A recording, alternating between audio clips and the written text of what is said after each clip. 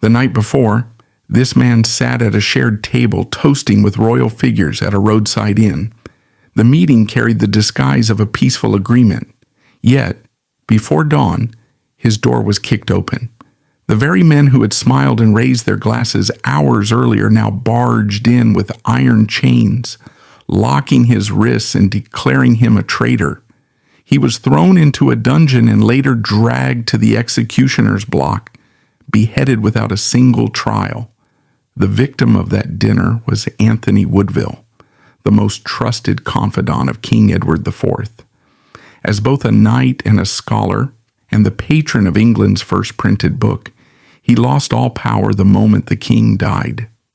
His political naivety in trusting the honor of his opponents ultimately cost him his life. 15th century England was a strict aristocracy where merit meant very little. Power, land, and the right to rule belonged entirely to ancient bloodlines. Massive families like the Nevilles and Percys ran the country like a closed cartel. In this society, pedigree dictated human worth, and the elite heavily guarded their power. Into this rigid system, Anthony Woodville was born around 1440. The established nobility viewed his very existence as a strange anomaly. Rather than coming from an old sanctioned bloodline, he was the product of a genuine scandal. His parents' marriage openly defied the strict social rules of the English court. Anthony's father, Richard Woodville, was a capable professional soldier, but only a knight of middling status. He previously worked for the powerful Duke of Bedford. After the Duke passed away, Richard made a shocking, rebellious move. He secretly married his late master's widow, Jacquetta of Luxembourg, completely ignoring medieval class laws. Jacquetta was a European royal who controlled massive financial estates. Under medieval law, a widow of her status belonged to the crown, and the king alone had the right to arrange her next marriage. By marrying her secretly, Richard entirely bypassed the king's authority. He secured royal blood and vast wealth without permission. When the royal council discovered this breach of protocol, the retaliation was immediate and severe. The crown penalized Richard Woodville with a crippling fine of £1,000. In the 1430s, this was an astronomical sum. It was not a simple administrative penalty. It was a calculated economic strike designed to ruin a gentry-level family for daring to overstep their designated social boundary. The Woodvilles eventually paid the fine and stabilized their estates. However, this single act pinned a permanent toxic label onto the entire family.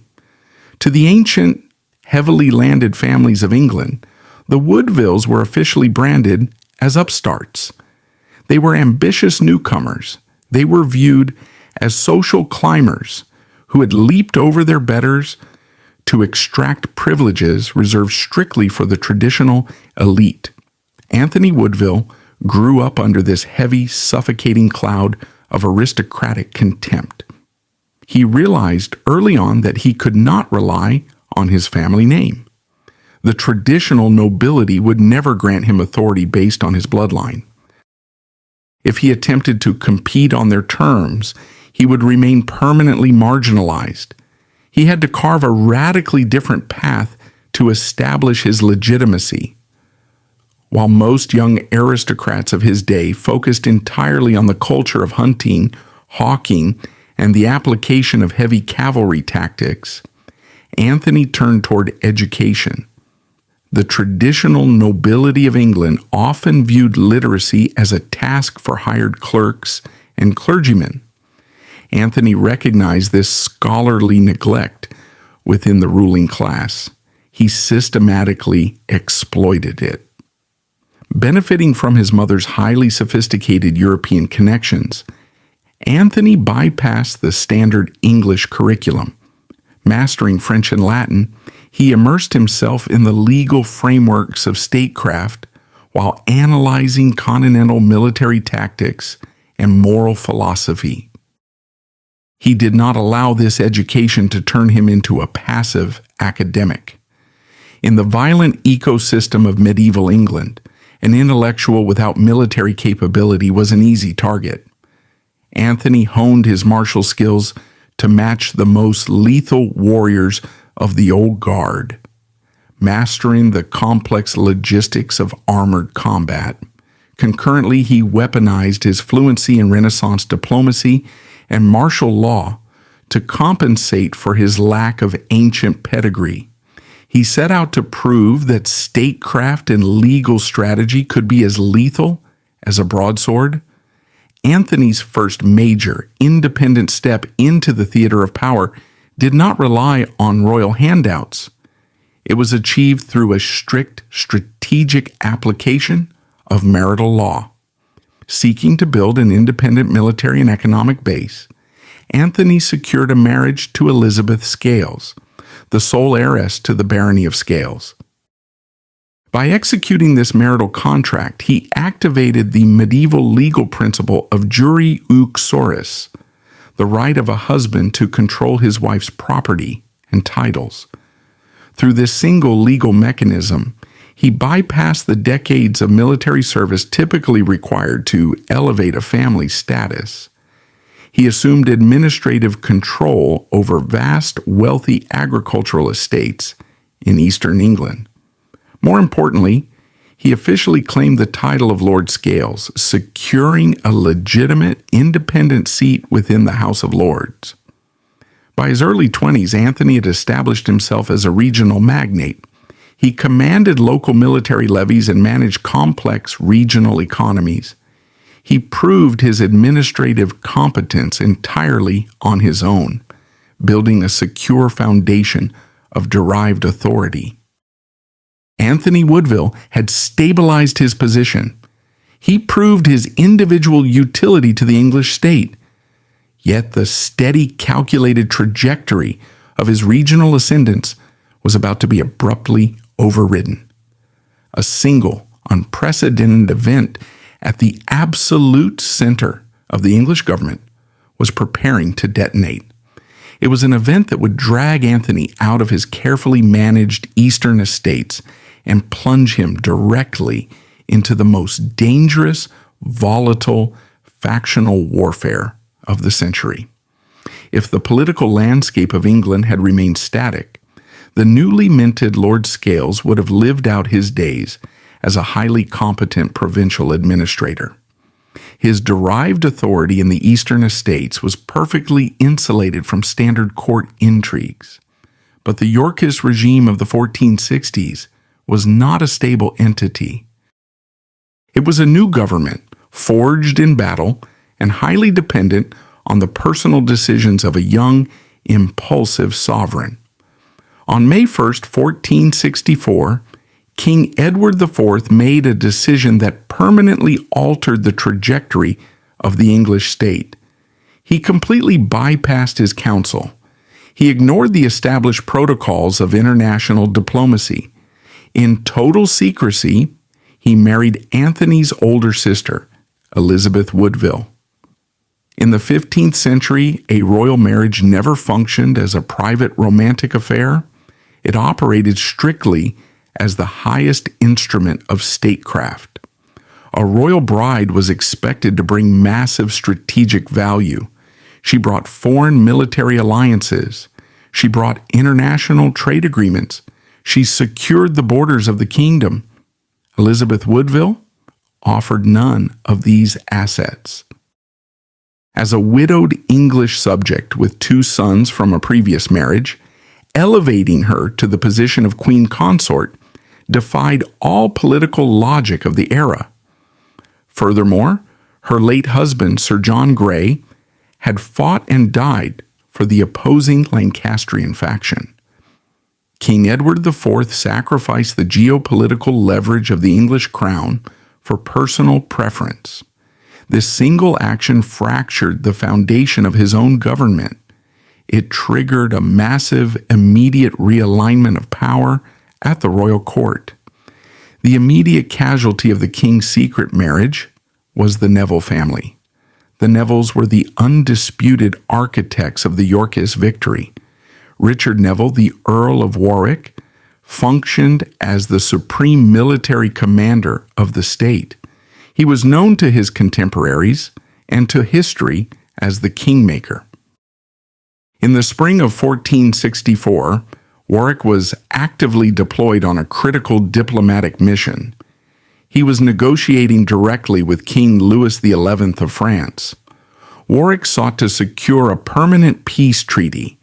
To cement this alliance, he arranged a prestigious marriage between King Edward and a French princess, Bona of Savoy. Warwick operated under the assumption that he spoke for the English crown. He committed his honor and his political capital to the French negotiations. When the king finally revealed his secret marriage to Elizabeth Woodville in September 1464, Warwick's diplomatic framework collapsed instantly. The public humiliation was absolute. The king had not merely rejected a French bride, he had signaled a fundamental shift in the chain of command. He demonstrated to the entire court and to the powers of Europe that the Earl of Warwick no longer controlled royal policy. The old guard, the ancient warlords who had bled to put Edward on the throne, were suddenly pushed to the periphery. The Woodvilles did not retreat from the hostility of the old nobility. Under the absolute protection of the new queen, they advanced. They executed a highly organized campaign to secure their new position. Leaving his eastern estates, Anthony Woodville stepped directly into the center of the royal court at Whitehall, where King Edward IV actively promoted his new in-laws. He aimed to build a loyalist faction independent of the Neville monopoly. He granted the Woodville brothers elevated titles, territorial grants, and key administrative positions. The most aggressive maneuver involved the aristocratic marriage market. In 15th century England, land and wealth were tightly controlled through a system of wardships and arranged marriages. When a wealthy noble died leaving an underage heir, the crown took control of the child and the estates. The king could then sell or grant the right to marry that heir. Queen Elizabeth utilized her influence to monopolize these high-value wardships. The Woodville siblings were systematically married into the wealthiest, most ancient families in the kingdom. Anthony's brother, John Woodville, was married to the Dowager Duchess of Norfolk. His sisters were married to the heirs of the Duke of Buckingham, the Earl of Arundel, and the Earl of Pembroke. This strategy constituted a massive, aggressive consolidation of lands and titles. Within a few years, the Woodvilles created a formidable network. Historians call it the Queen's Affinity. They controlled immense territorial wealth and political leverage across multiple geographic sectors. Despite this rapid accumulation of power, Anthony Woodville understood the structural weakness of his family's position. He analyzed the political reality of the late 1460s. He knew their power was fundamentally fragile. The Nevilles and the Percys wielded primary power. Their authority was rooted in ancient landholdings. They commanded thousands of loyal retainers who had served their families for generations. They could raise private armies. They could negotiate with the sovereign from a position of independent strength. The Woodville Empire operated on derived authority. They possessed no deep, multi-generational loyalty from the wider nobility.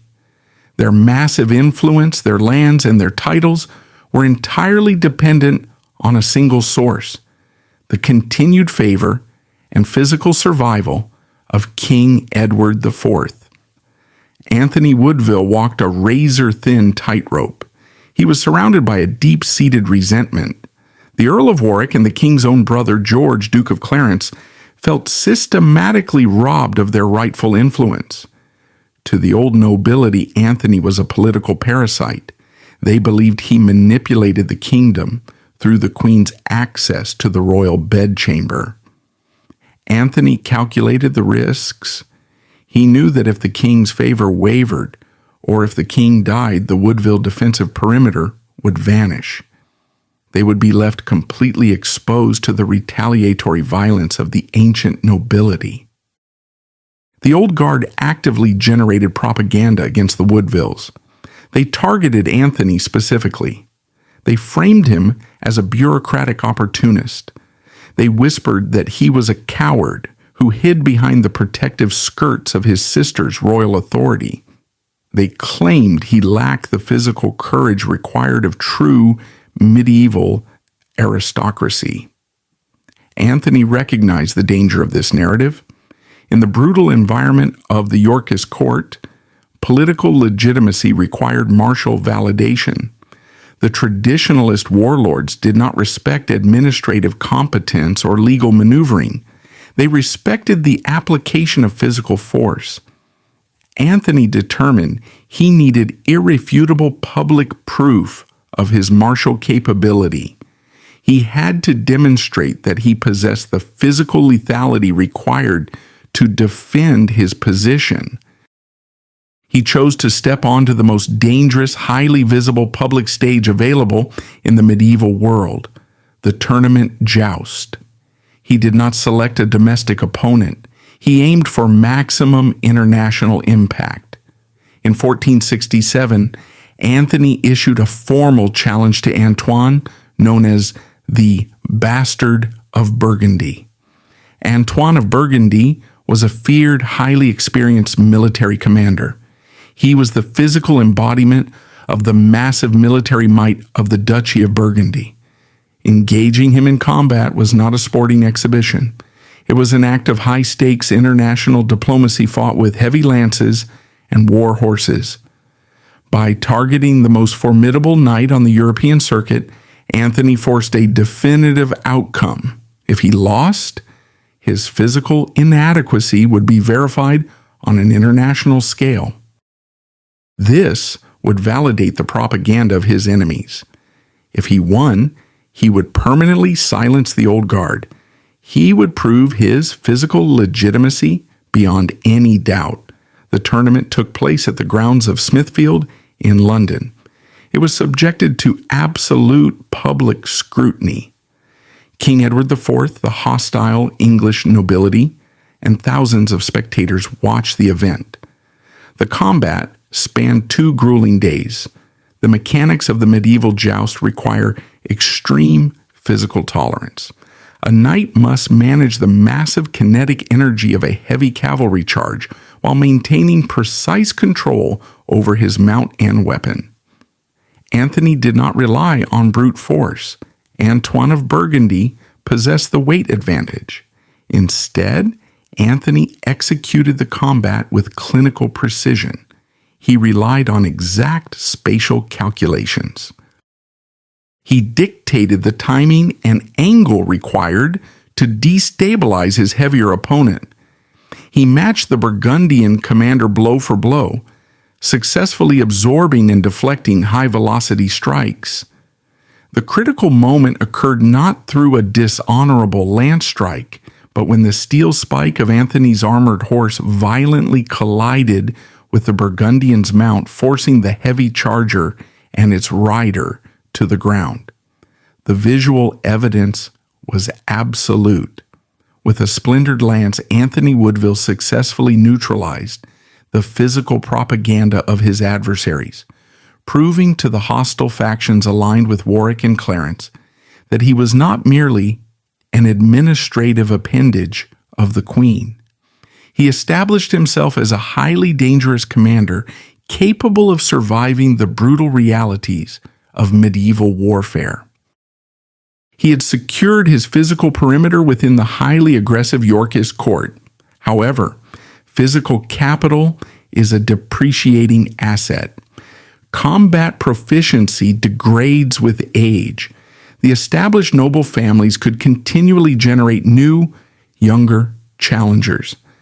Anthony recognized that relying solely on physical dominance was a flawed long-term strategy. To secure permanent structural superiority over the traditionalist factions, he required a different mechanism of control. He needed to dictate the ideological and administrative framework of the state.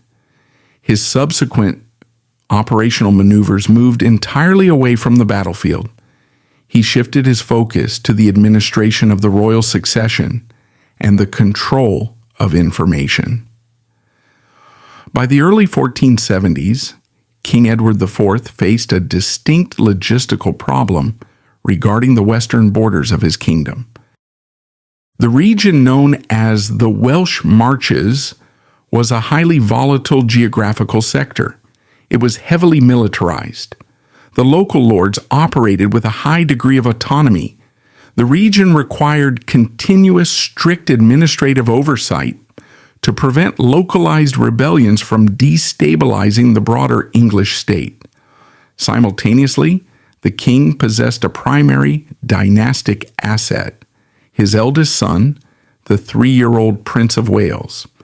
In medieval statecraft, the physical security and educational conditioning of the heir apparent were matters of supreme national security. King Edward IV executed a dual-purpose maneuver to resolve both issues. In 1473, he authorized a massive shift in the operational command structure. He appointed Anthony Woodville as the supreme governor of the prince's household.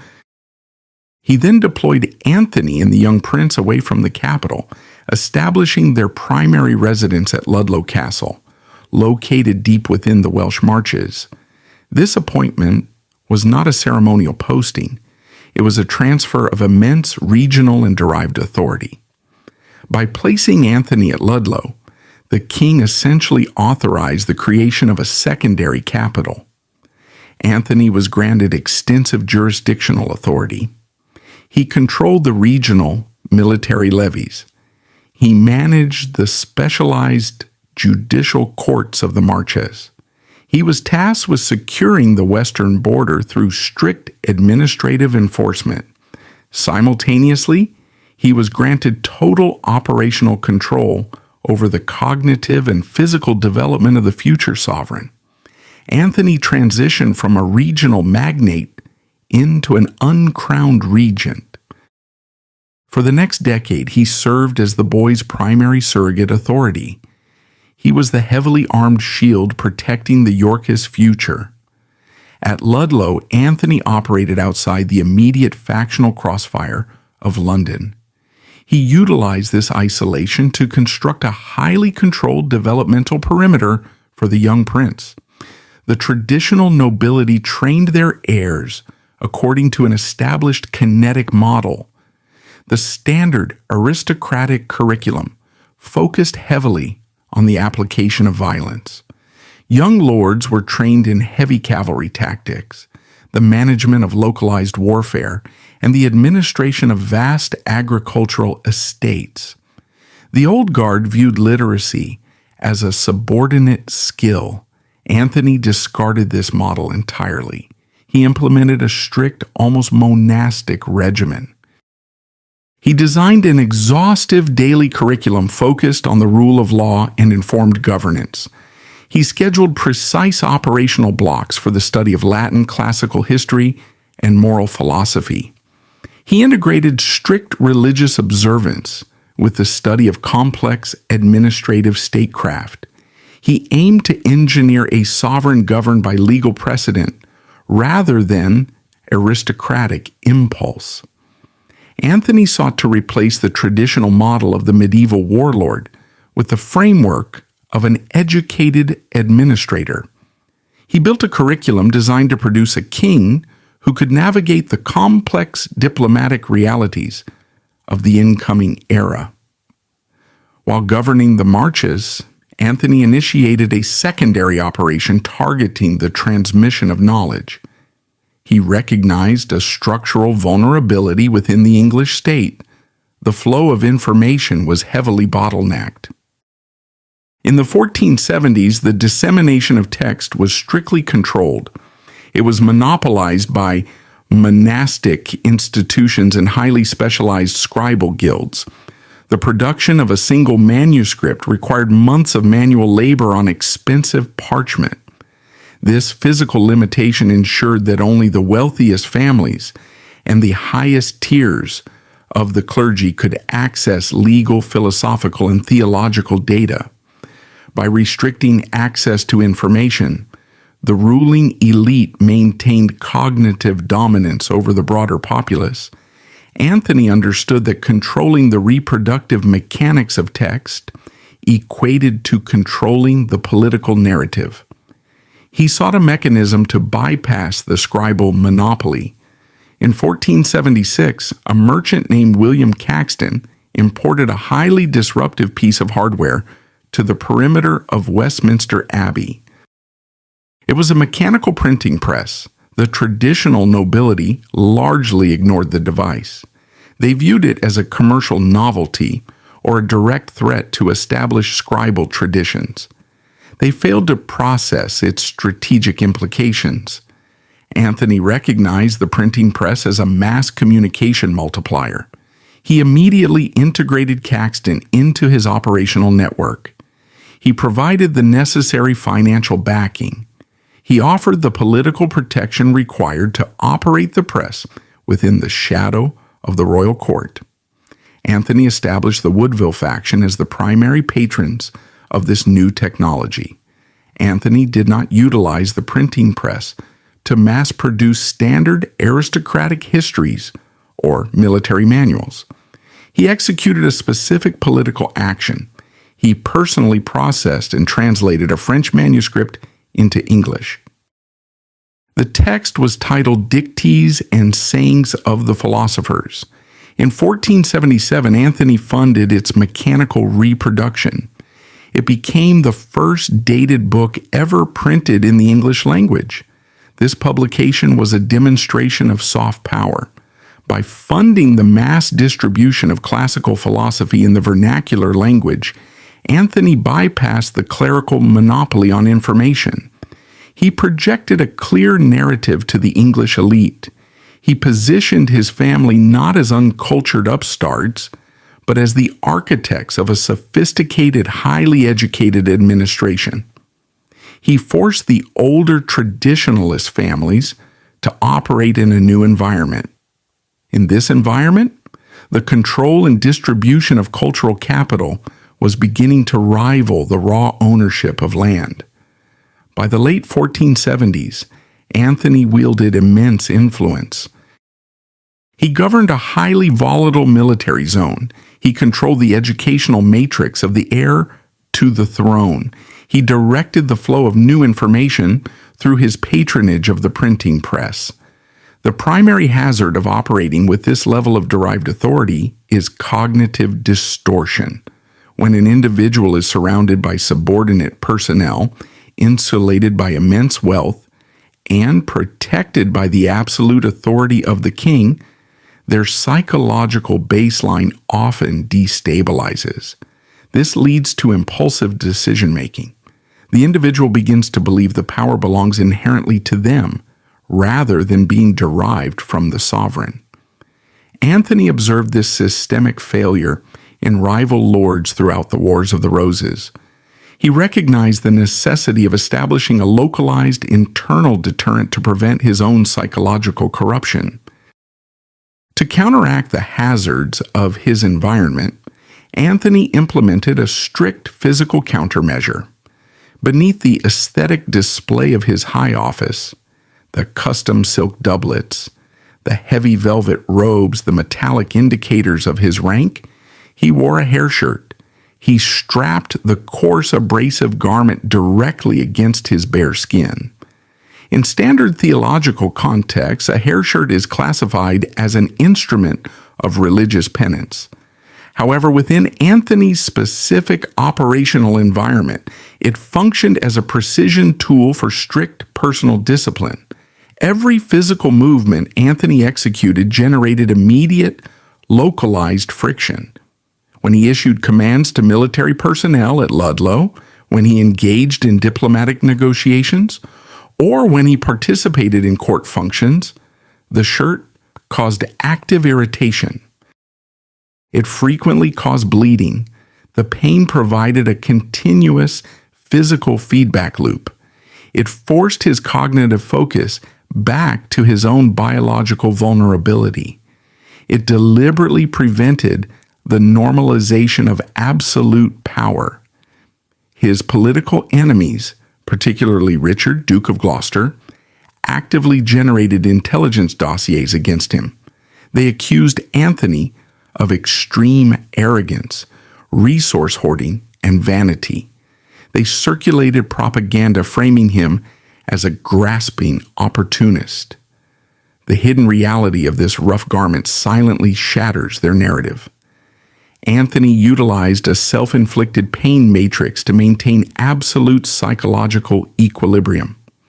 This intense personal discipline served as an absolute moral anchor, rendering him completely unyielding to the corruptions of absolute power. He maintained total control over his own internal parameters, deliberately keeping his ego in check amidst the dizzying heights of royal favor. Anthony Woodville had successfully fortified his mind, his region, and his royal charge. He operated as the most stable, analytically capable asset within the Yorkist government. The Woodville integration into the core of the monarchy appeared permanent, but Anthony understood their ultimate vulnerability.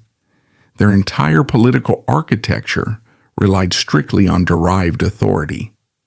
As long as King Edward IV drew breath, the Woodville faction was shielded from the resentment of the ancient nobility. Anthony had spent a decade at Ludlow Castle preparing the Prince of Wales for a natural transition of power, assuming it would occur years in the future when the boy reached adulthood. That timeline did not hold. The transition arrived abruptly, violently, and decades ahead of schedule. In early April 1483, King Edward IV fell ill in London. The illness was sudden and severe. Historical records point to pneumonia, appendicitis, or perhaps an ague, but the precise medical cause is irrelevant to the political outcome. The critical factor was the speed of his decline. He was 40 years old. He possessed a robust physical constitution. His rapid deterioration caught the entire English court off guard. On April 9, 1483, King Edward IV died. The transmission of information in the 15th century relied entirely on mounted couriers. It took several days for the news of the king's death to cross the distance from London to the Welsh marches. When the dispatch finally reached Ludlow Castle, the political architecture of the English state immediately fractured. Anthony realized their ultimate protection had vanished. The boy under his care was no longer the Prince of Wales. He was King Edward V, a 12-year-old monarch. A minor king represented the most dangerous variable in medieval governance. It guaranteed a power vacuum. It guaranteed that the rival factions within the nobility would immediately mobilize to seize control of the Regency Council. Simultaneously, Queen Elizabeth Woodville assessed the shifting political landscape in London. She recognized the extreme vulnerability of her family. The old guard, led by men like Lord Hastings, openly despised the Woodvilles. The king's brother Richard, Duke of Gloucester, commanded vast military resources in the north. The queen understood that physical possession of the king dictated legal authority. Until Edward V was officially crowned at Westminster Abbey, the regime remained unstable. She dispatched urgent couriers to Ludlow. Her orders to her brother were absolute: extract the new king from the Welsh marches immediately and transport him to London for a rapid coronation. Anthony received these directives. He initiated the logistical preparations for the journey south. He faced a critical tactical calculation. He had to determine the size and composition of the military escort required to transport the sovereign across England. As the governor of the prince's household and the de facto ruler of the Welsh Marches, Anthony possessed immense military capability. The Marches were a heavily fortified zone. Anthony held the statutory authority to summon the regional levies. Standard medieval operational doctrine dictated a specific response to a royal succession crisis. When the crown passed to a minor, the faction controlling the child was expected to project maximum physical force. Anthony had the logistical infrastructure to mobilize an army of 10,000 to 15,000 well-armed Welsh infantrymen and cavalry. He could have marched on London with a force capable of overwhelming any localized opposition. He could have utilized absolute numerical superiority to guarantee the king's safe passage. Anthony evaluated this option, but ultimately rejected it. This fatal rejection of military force was driven by both his strict administrative conditioning and the volatile political reality of the moment. Anthony did not think like a traditional warlord. He thought like a scholar of constitutional law. He spent a decade designing a curriculum for the young king based on moral philosophy, legal precedent, and the rules of just governance. He believed in the inherent stability of the English legal system. However, his hand was also forced by intense political pressure. In London, the hostile Old Guard, led by Lord Hastings, had explicitly threatened rebellion and a retreat to the stronghold of Calais. If the Woodvilles marched south with a massive, intimidating army, forced into a compromise to prevent an immediate civil war, Anthony calculated that mobilizing the full Welsh levies would trigger the exact conflict he wished to avoid. He assumed the legal legitimacy of the new king would function as a sufficient deterrent against violence, trusting that the established nobility would honor the constitutional process of the coronation. He authorized a minimal escort. He deployed from Ludlow with a detachment of approximately 2,000 men.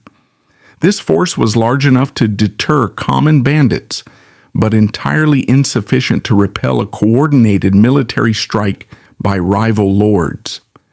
Anthony projected his own reliance on law and order onto a political arena that respected only physical force. He voluntarily minimized his defensive perimeter, opening the corridor that would lead to his own execution. While Anthony prepared for a peaceful journey, the opposing faction initiated a distinctly different strategy. Richard, Duke of Gloucester, was stationed at his power base in Yorkshire when he received the news of his brother's death. Richard assessed the dynastic vulnerability. The late king's will had named Richard as the Lord Protector of the realm. This title granted him massive legal authority during the king's minority. However, Richard knew that if the Woodvilles successfully crowned Edward V, the Regency Council would be dominated by the Queen's family. The title of Lord Protector would become an empty honor. Richard required physical custody of the king to enforce his mandate. Mobilizing his regional forces, Richard secured an immediate tactical alliance with Henry Stafford, the Duke of Buckingham, a powerful magnate harboring deep grievances against the Woodville monopoly. Together commanding a highly mobile, battle-hardened strike force, they marched south. Their objective was precise: intercept the royal convoy before it reached the safety of London. Richard of Gloucester was a veteran military commander. He recognized the logistical challenges of his objective. He could not execute a direct frontal assault against the king's escort. Attacking the sovereign's column was undeniable treason. It would unify the country against him. Furthermore, Richard knew Anthony Woodville was a capable adversary, Anthony had proven his martial skill at Smithfield. If provoked into a defensive posture, Anthony would fortify his position and send riders to London for reinforcements. Richard required a mechanism to surgically extract the king without triggering an armed conflict. He opted for deception. He initiated a campaign of psychological manipulation designed to exploit Anthony's strict adherence to chivalric protocol. Richard utilized the courier network. He sent a series of dispatches south to intercept Anthony's advancing column. The contents of Richard's letters were meticulously crafted. They projected absolute administrative compliance. Richard adopted a tone of profound familial warmth. He expressed deep sorrow over the death of his brother. He explicitly acknowledged Anthony's successful tenure at Ludlow. He formally pledged his loyalty to the new king. Richard proposed a logical administrative step. He noted that both their convoys were traveling toward London on converging routes. He respectfully requested a synchronized rendezvous. He suggested they merge their retinues to orchestrate a unified grand entry into the capital for the coronation. Richard named the town of Northampton as the designated meeting point. Evaluating the communications through his legalistic framework, Anthony found the proposal entirely rational. A unified entry would project stability to the populace. It would publicly demonstrate that the king's uncle and the king's governor were operating in consensus. Anthony accepted the premise of the letters. He believed diplomacy was overriding factional tension. He assumed a man of royal blood would honor his written word. By late April, Anthony's convoy reached the town of Stony Stratford. They were drawing closer to London. The journey had been entirely peaceful. At Stony Stratford, Anthony received an update. Richard and Buckingham had arrived at Northampton. Northampton was located approximately 14 miles behind Anthony's current forward position. Anthony made his decision. He established a secure perimeter for King Edward V at Stony Stratford. He left the king under the protection of the primary military detachment. He ordered his commanders to prepare for the final leg of the journey the following morning. To demonstrate absolute transparency and chivalric trust, Anthony executed a fatal decoupling. He separated himself from his main force. Accompanied by only a small handful of personal retainers, he mounted his horse and rode 14 miles backward to Northampton. He intended to dine with Richard and Buckingham. He planned to finalize the logistical details of the coronation entry. He voluntarily left his fortified position. He rode away from his military shield and entered the operational zone of his adversaries. The evening of April 29, 1483, functioned as the final act of Richard's deception. Anthony Woodville arrived at the inn in Northampton. He was greeted by the Dukes of Gloucester and Buckingham. The environmental parameters were strictly controlled to project camaraderie. The three men engaged in a formal dinner. The atmosphere was respectful. They consumed wine. They executed toasts to the health and long reign of King Edward V. They discussed the stabilization of the English state. Anthony participated in the diplomatic exchange. His internal architecture was governed by the honor code of his era. He completely accepted the validity of the performance presented to him. He found no evidence of hostile intent. The evening concluded.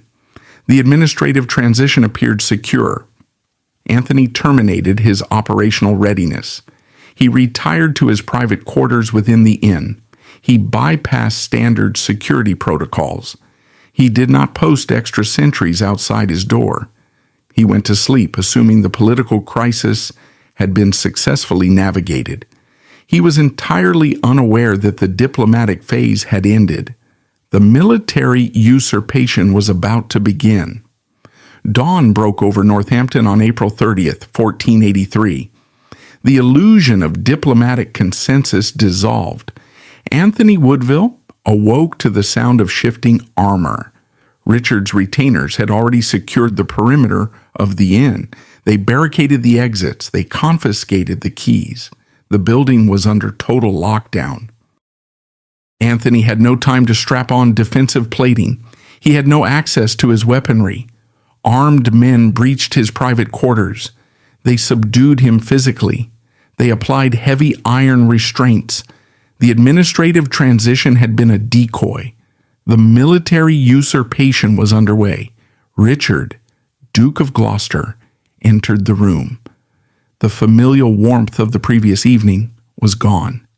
He adopted the posture of a reigning autocrat. Richard immediately laid formal charges of high treason. He aggressively claimed that the Woodville faction was actively plotting to murder members of the Royal Council, specifically stating that Anthony had orchestrated a vast conspiracy to ambush him on the road to London. The accusation was a calculated fabrication. Richard needed a legal pretext to justify the arrest of an earl. He framed his military coup as a defensive preemptive strike. He positioned himself as a loyal servant, protecting the state from Woodville aggression. Anthony listened to the charges. Confronted with a violently hostile military takeover, he defaulted to the primary tools of his administration. He relied on constitutional rhetoric and legal precedent. He did not panic. He did not plead for his life. He systematically dismantled Richard's accusations. He pointed out the physical reality of his situation. He had traveled to Northampton with only a fraction of his retainers. A man plotting an ambush does not leave his army 14 miles away. A man planning an assassination does not sleep unguarded in a hostile camp. Anthony demanded due process. He cited his pristine record of state service. He invoked his rights under the law. He demanded that the charges be presented formally before the Royal Council in London. His arguments were logically flawless. His mastery of parliamentary law was absolute. In a functioning court, Anthony's defense would have immediately invalidated the charges. But the inn at Northampton was not a court of law. It was a secured military zone. In the mechanics of a coup, legal precedent is obsolete. Richard possessed physical custody of Anthony.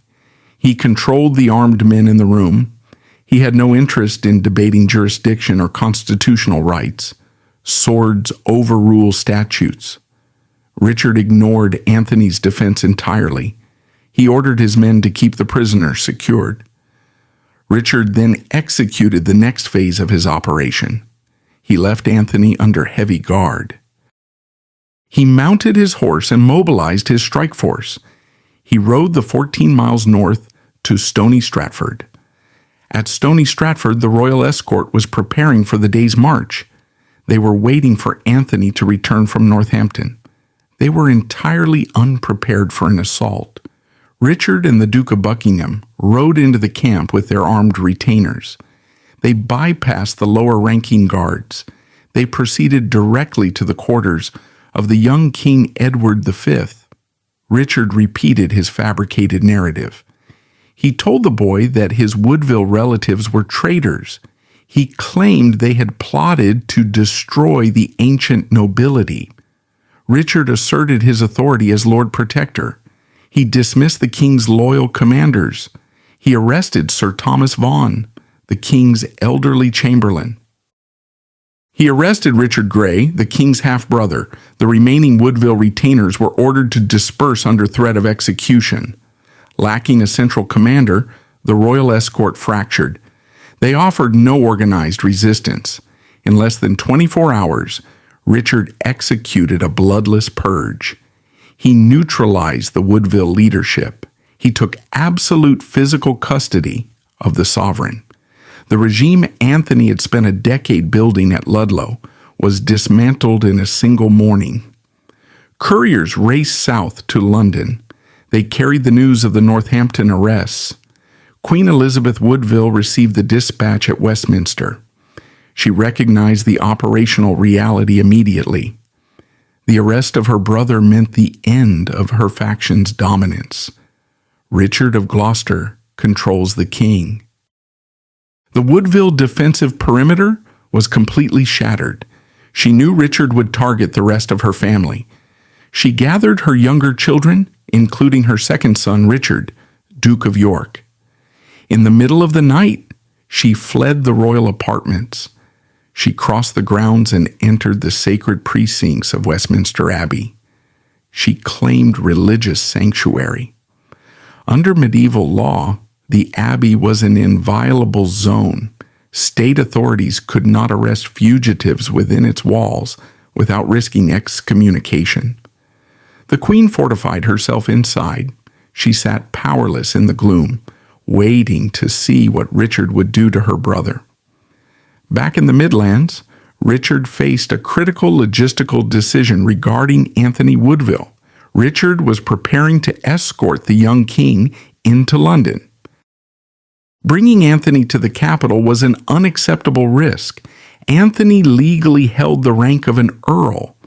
Under the statutes of the Magna Carta, a peer of the realm possessed an ironclad right to a public trial. If charged with treason, he had to be tried by a jury of his peers in the House of Lords. Richard analyzed the threat. Anthony's flawless mastery of parliamentary law posed a severe defensive hazard. His undeniable record of state service was public knowledge.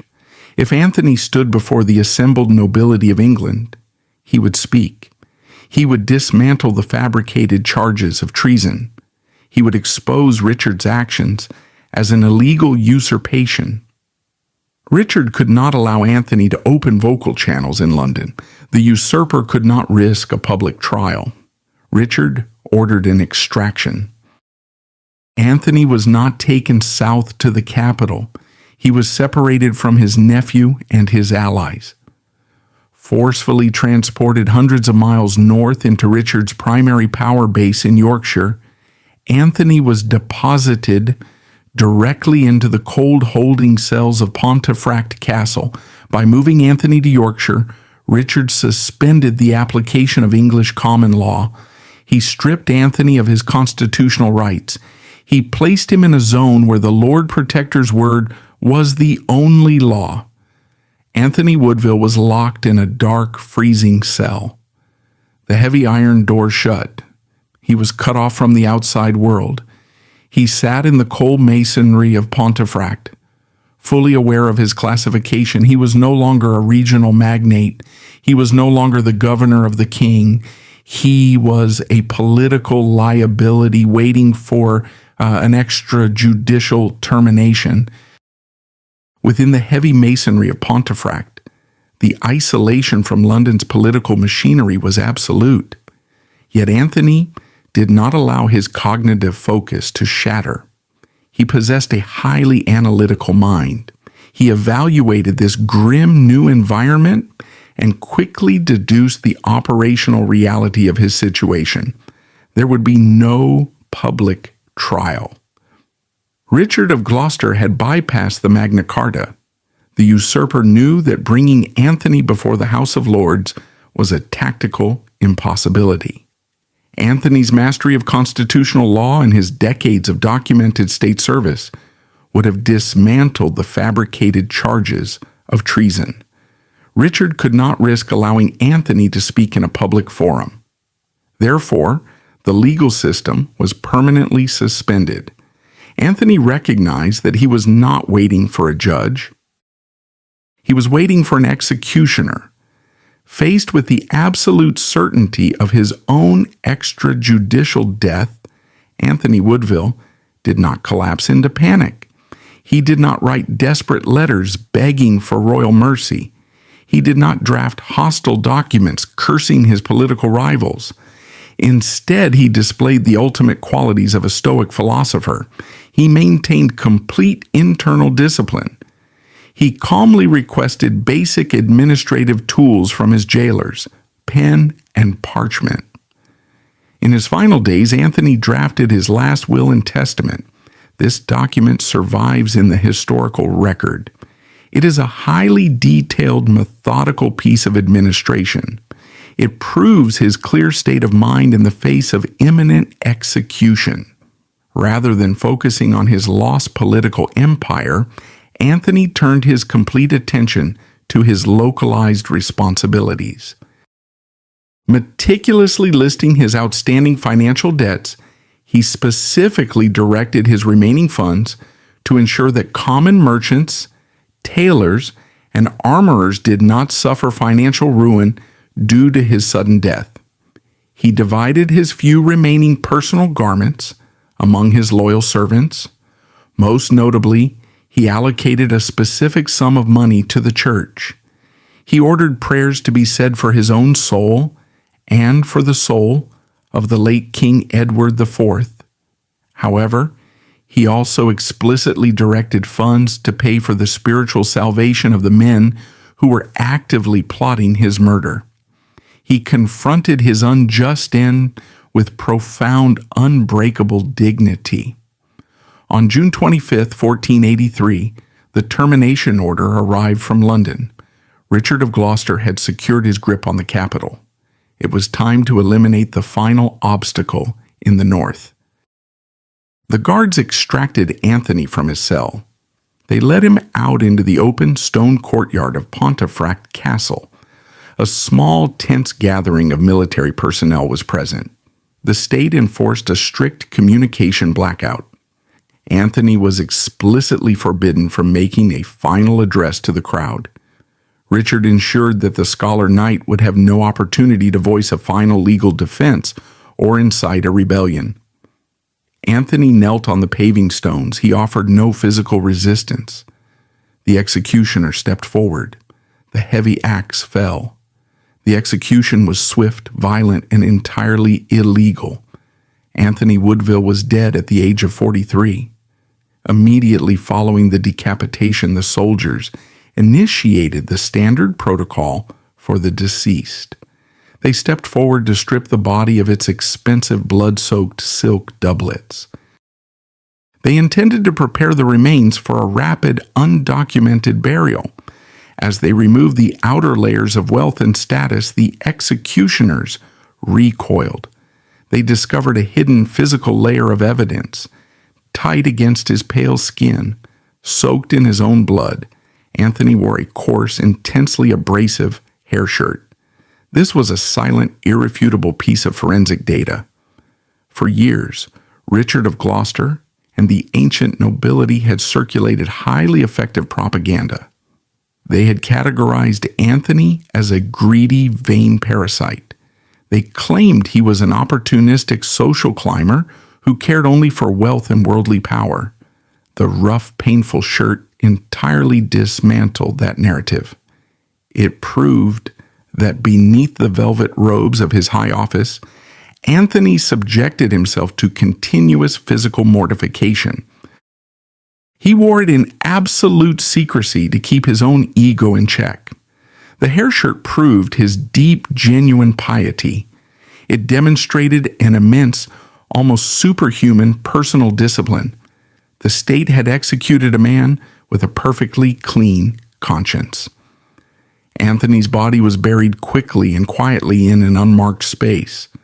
The state denied him the grand funeral that a man of his extensive public service deserved. The illegal execution of Anthony Woodville acted as the definitive catalyst for the total collapse of the Plantagenet dynasty. By surgically eliminating the young king's greatest and most loyal shield, Richard of Gloucester cleared his own path to the throne.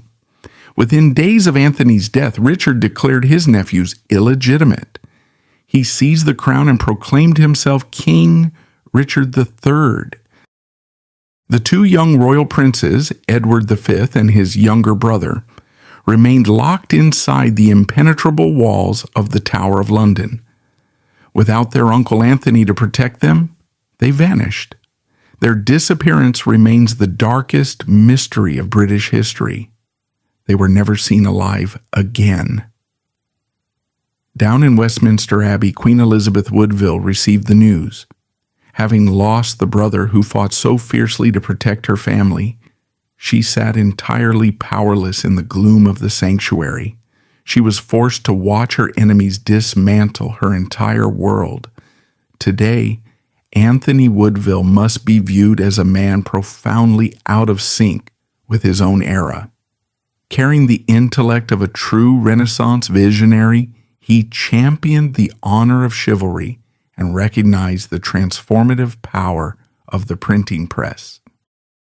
He genuinely believed that intellect, morality, and the rule of law could successfully govern the affairs of men.